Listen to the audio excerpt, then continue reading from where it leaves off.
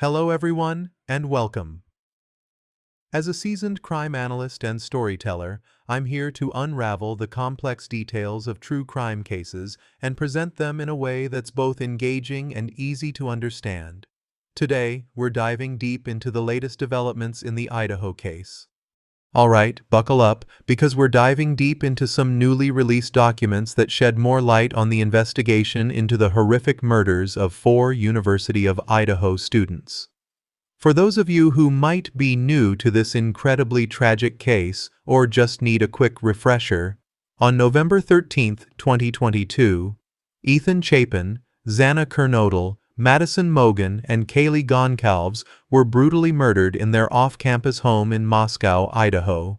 Engay 3012. Bryan Kohberger, 27, a doctoral student in criminology at Washington State University, was arrested in Pennsylvania. Key evidence included DNA found on a Ka-bar knife sheath left at the scene, surveillance camera footage of a white Hyundai Elantra believed to belong to Kohberger, and cell phone data showing that his device was near the scene 23 times before the murder occurred.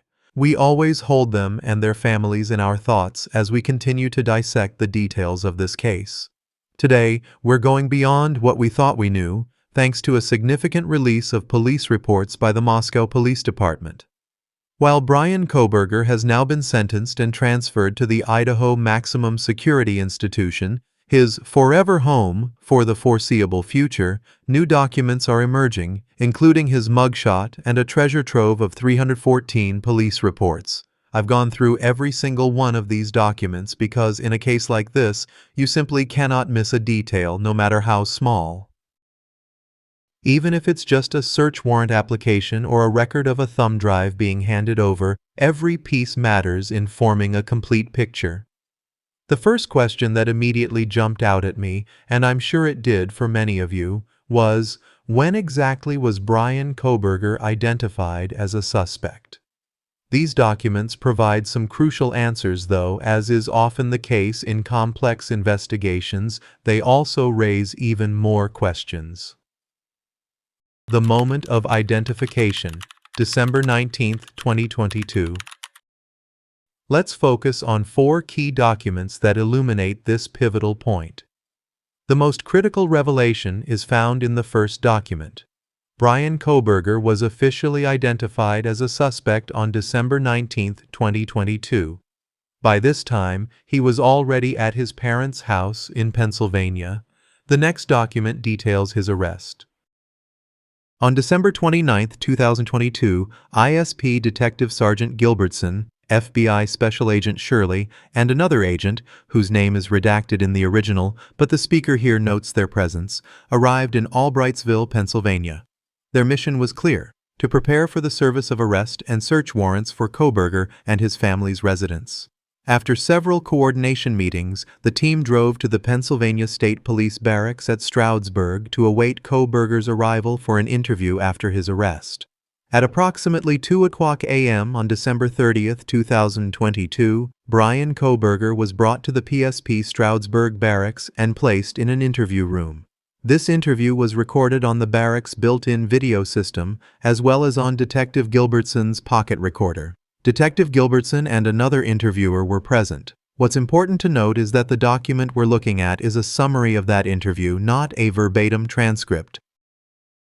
This certainly leaves me, and I'm sure many of you, eager for the full video and transcription, which will hopefully be made available through Freedom of Information Act requests in the future. The interview, "You look familiar." The interview began with introductions.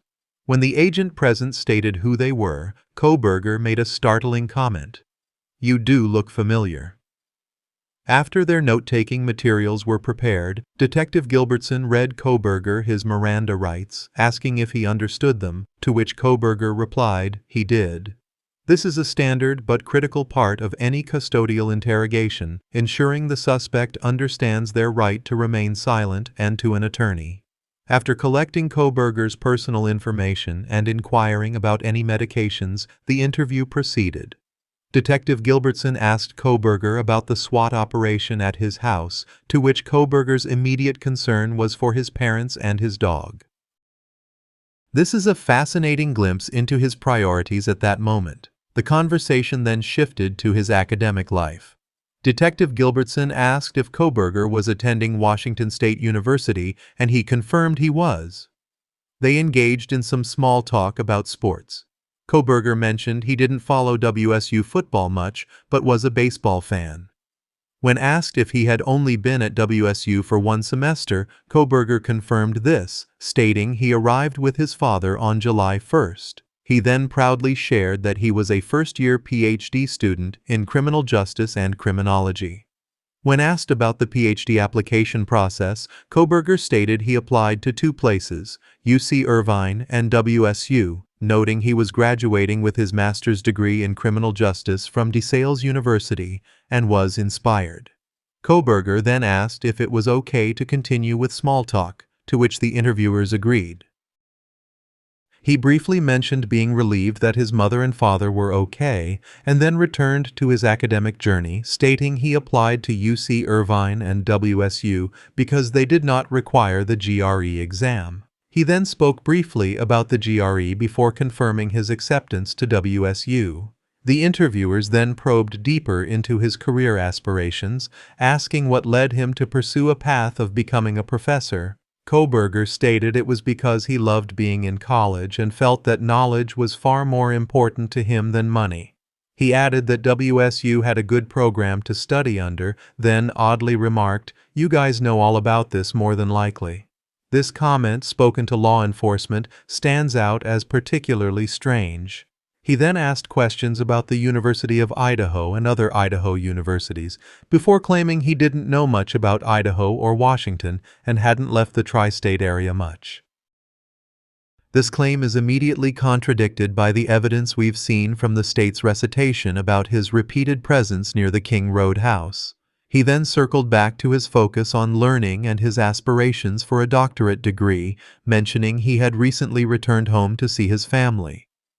The conversation continued about his time at DeSales University and Northampton Community College. Kohberger spoke at length about how he became interested in criminal justice, revealing that he had considered becoming a police officer but didn't want to make that commitment unless he was absolutely sure. He continued to discuss his education and the competitive nature of PhD programs. When asked about his move to Washington, Kohberger stated he drove across the country, desiring the challenge of driving cross-country and experiencing it with his father. He then noted he took a different route back home for Christmas break to avoid snow, speaking about the risks of winter travel. The conversation took an even stranger turn as Kohberger began to speak about the beauty of the environment and its relationship to God and a higher power. He stated he was raised Christian but had always been a skeptic, except when confronted with the beauty of the natural world. Detective Gilbertson asked if he had ever been to the Pacific Northwest prior to WSU, and Kohberger said he had not. When asked about stops on their way back to Pennsylvania, he mentioned visiting Colorado, but the main goal was simply to drive. Kohberger then recounted an odd story about seeing an unmarked police car near Kansas City speed up behind him, catch up to another vehicle, turn on its emergency lights, and then drive away. He found this strange and wasn't sure why it occurred. The conversation then shifted to his job. Kohberger stated he was a teaching assistant, discussing how busy he was and how the funding package made the extra work worthwhile. He also discussed ongoing projects with the WSU PD and Pullman PD, stating his TA role was primarily assisting professors in the department, with the exception of assisting with office hours. He confirmed he would be a TA again next semester.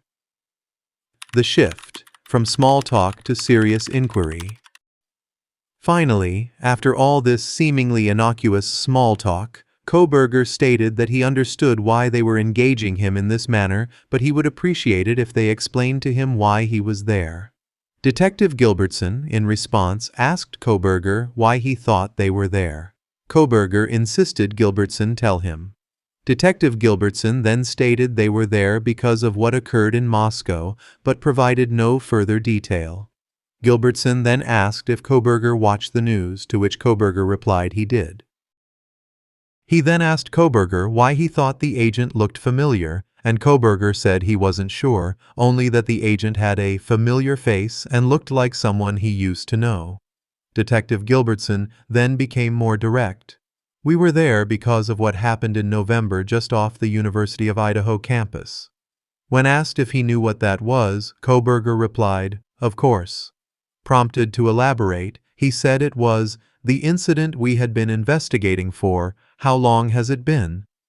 Kohberger then speculated there were probably several incidents, before stating he was aware of a homicide because of a WSU alert he received. When asked when he received the alert, he wasn't sure but thought it was sometime the previous month. Detective Gilbertson confirmed that was why they were there and asked if Kohberger wanted to talk about it.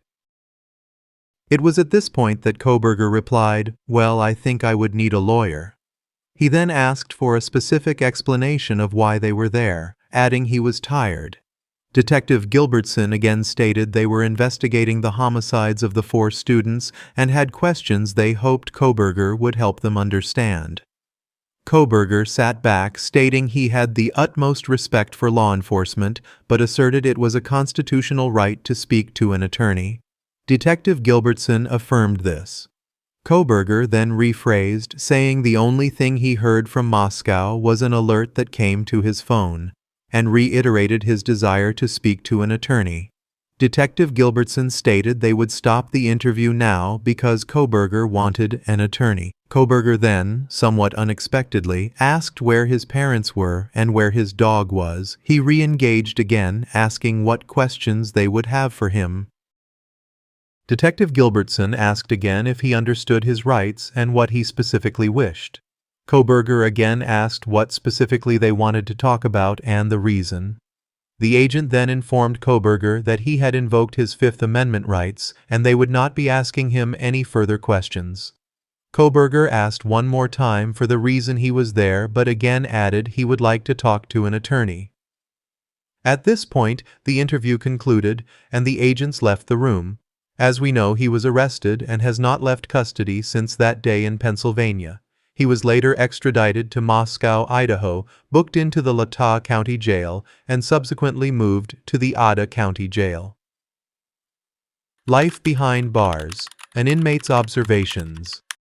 The next document, sequence number 303, offers a fascinating and chilling glimpse into Bryan Kohberger's behavior while incarcerated. On Monday, September 16, 2024, an interviewer spoke to an inmate who had been housed next to Kohberger at the Latah County Jail from August 2024 until Kohberger's transport to Ada County on September 15, 2024. This inmate was identified because Detective Vargas overheard him speaking about Kohberger during a phone call with his mother. When asked about his impressions of Kohberger, the inmate described him as highly intelligent and polite for the most part. He noted that Kohberger would often question him about his past criminal offenses and why he was in the maximum security wing of the jail. The inmate reiterated that Kohberger was the smartest person that he had encountered while in confinement. However, he quickly added that Kohberger became annoying due to some of his habits. These habits provide a window into Kohberger's routines. He would wash his hands dozens of times each day and spend an astonishing 45 minutes to an hour in the shower. This detail immediately raises questions. Are inmates typically allowed to spend that much time showering? It certainly seems excessive and points to a potential compulsive behavior. The inmate also revealed that Kohberger would be awake almost all night, only taking a nap during the day. He could hear Kohberger moving around all night, which also annoyed him. When asked if Kohberger ever lost his temper, the inmate recalled only one instance during a video chat with his mother, which he reportedly did for hours each day while watching sports. The inmate made a comment, "You suck," directed at one of the players on the screen. At that point, Kohberger immediately got up, put his face to the bars, and aggressively asked if the inmate was talking about him or his mother. This was the only time Kohberger displayed such a significant loss of composure. Crucially, when asked if Kohberger had mentioned anything about the crimes he was charged with, the inmate stated that Kohberger did not mention his alleged offenses at all. He did note, however, that Kohberger was excited to move to Ada County. The inmate, having served time there himself, commented that he didn't think Kohberger would like it. This inmate's observations provide an intriguing, albeit limited, perspective on Kohberger's personality and habits during his initial incarceration. Uncorroborated tips, Tinder and a suspicious figure. Finally, let's examine 2 tips detailed in document number 263. On Wednesday, March 13, 2024, an agent received an email from Captain Blair, who continues to receive voicemail tips regarding the case. Captain Blair forwarded 2 tips for follow-up. The first tip came from a female caller, her name redacted. She stated that she believed she had matched with Kohberger in September or October of 2022 on Tinder. Remember, the murders occurred on November 13, 2022, so this would have been just weeks or a couple of months prior. When contacted, she elaborated that she had signed up for Tinder and, unable to find matches in her immediate area, paid for an additional feature that allowed her to move a pin anywhere in the country to connect with others. She claimed she matched with Kohberger a short time later and began communicating with him. Kohberger reportedly told her he was a criminology student at WSU. They communicated via Tinder and even planned for Kohberger to visit her when he came home for Christmas break that year. Here's where the tip takes a truly chilling turn. She told the agent that she had a friend who had been murdered in her town a couple of years prior, and she discussed this with Kohberger. The conversation, she recalled, then pivoted to horror movies and which ones she liked the most. Think about that. Opening up about a personal tragedy of losing a friend to murder, and his response is to pivot to favorite horror movies.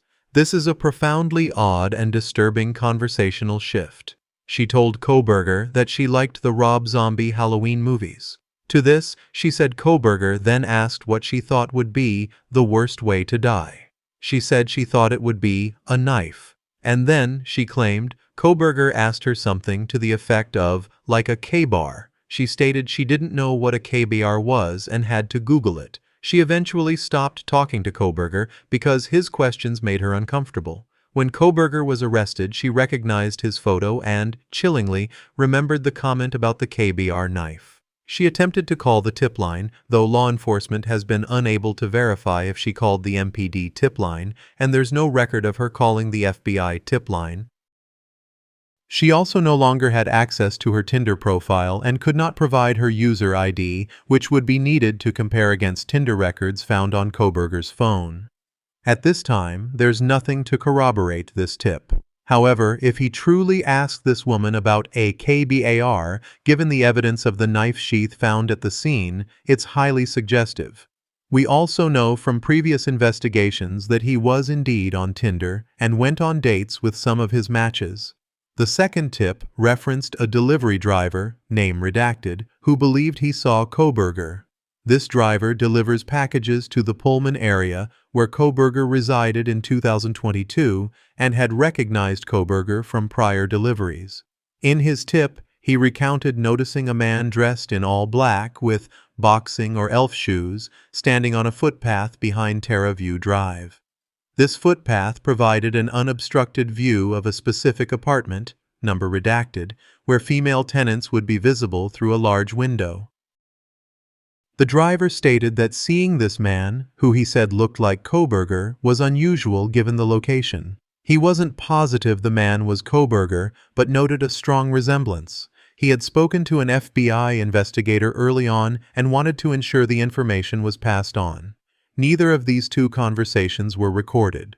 So, while there's no absolute confirmation that these incidents involved Kohberger, the details, particularly the Tinder conversation about the KBR knife and the worst way to die, are incredibly unsettling and align disturbingly well with the established facts of the case. They add further layers to the unsettling portrait of Bryan Kohberger that is emerging from these documents. These 4 documents offer a critical, albeit still incomplete, look into the investigation and the moments leading to Kohberger's arrest. What are your thoughts on these new details, particularly the interview segments and the inmates' observations? Does the Tinder tip, even uncorroborated, resonate with you? Let me know in the comments below, and let's continue this crucial discussion. Thanks for watching. Leave your thoughts in the comments and don't forget to subscribe to the channel to receive the latest notifications.